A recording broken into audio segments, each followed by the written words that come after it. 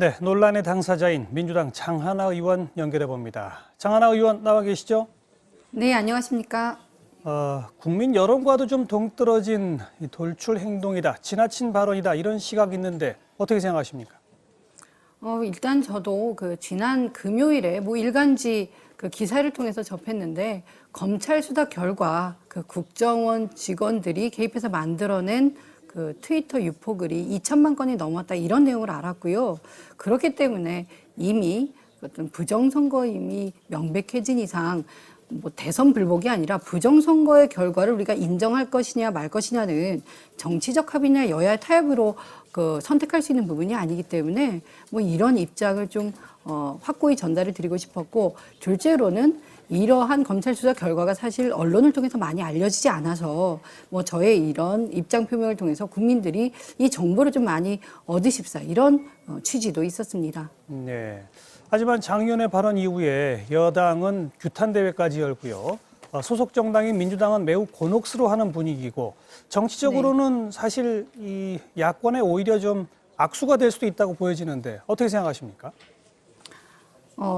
정치적으로 다 누구나 만족할 수 있는 답을 구하기는 힘들지만 일단 당론과 다른 제 개인 성명을 표명한 점에 대해서는 당 지도부의 송구스러움을 일단 표현을 했고요.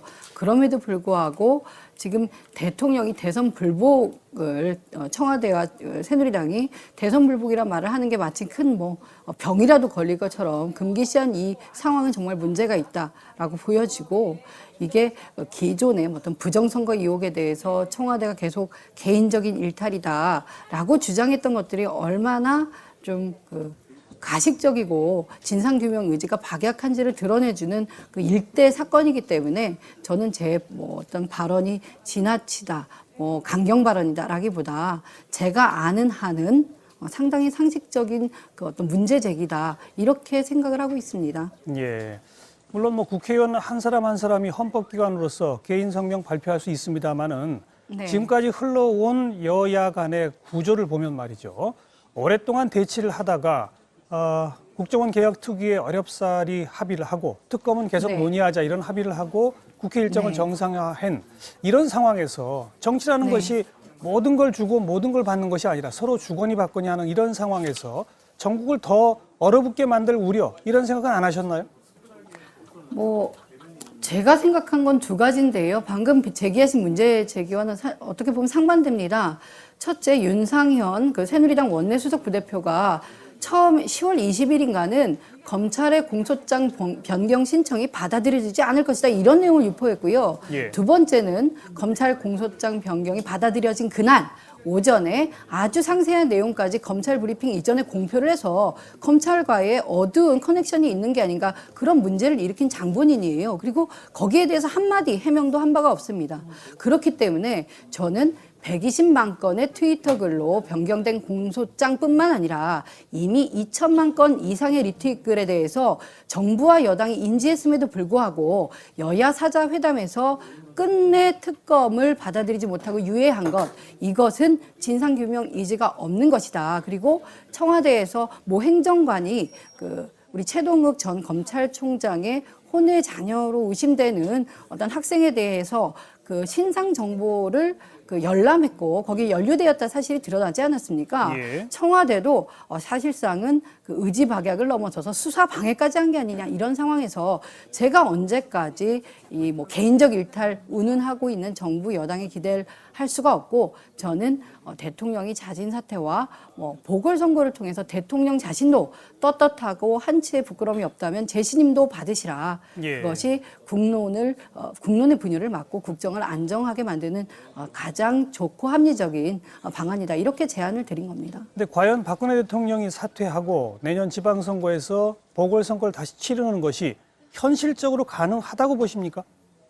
저는 그렇게 말씀드릴게요. 현실적으로 불가능한 확률이 많겠죠. 하지만 제가 이번에 주장드린 것은 대선 불복이 아니라 이제는 부정선거이고 선거 결과가 무효일 때 이거는 박근혜 대통령이 무고하고 어떤 선의의 피해자라 하더라도 선거 결과를 우리가 그래 박근혜 대통령이 안 됐으니까 인정해 주자 이럴 수 없는 문제예요. 그렇다면 지금 대한민국은 정말 위기에 처해 있는데 어떻게 현명하게 합리적으로 국민들에게 피해가 안 가도록 이 문제를 수습할 것이냐, 여기에 대한 토론이 있어야 되고요. 이걸 이제 더 이상 뭐 저한테 막장 드라마다 대통령 폄훼했다가 아니라 책임 있는 정치인이고 정당이라면 이 국가적 위기를 어떻게 우리가 해결해 나갈지 토론으로 풀어야 된다. 이 얘기를 좀 다시 한번 제가 드리고 싶습니다.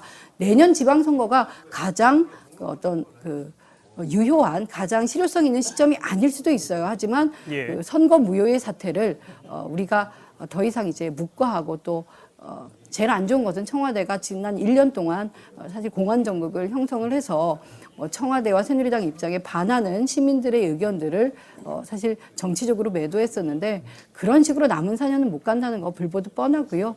그래서 제가 오늘의 주장을 드릴 수밖에 없었던 겁니다. 하지만 뭐 2천만 건 이런 것도 역시 검찰 수사 결과인 것이고 현재 재판이 아직 네. 진행 중이어서 조직적으로 그렇죠. 개입한 것인지에 대해서는 사법적 판단이 아직 내려지지 않은 상황 아니겠습니까? 어떻게 네. 듣자면 장하나 의원의 오늘 이런 주장들은 특검에 대한 압박용 아니냐 이런 해석도 가능할 것 같은데 그렇게 해석해도 될까요? 네, 뭐 당내에서 일부 의원님들께서는 또 저희 그 주장에 이어서 특검에 빨리 그 새누리당이 특검을 수용하라 이런 주장을 하시는 걸로 알고 있습니다.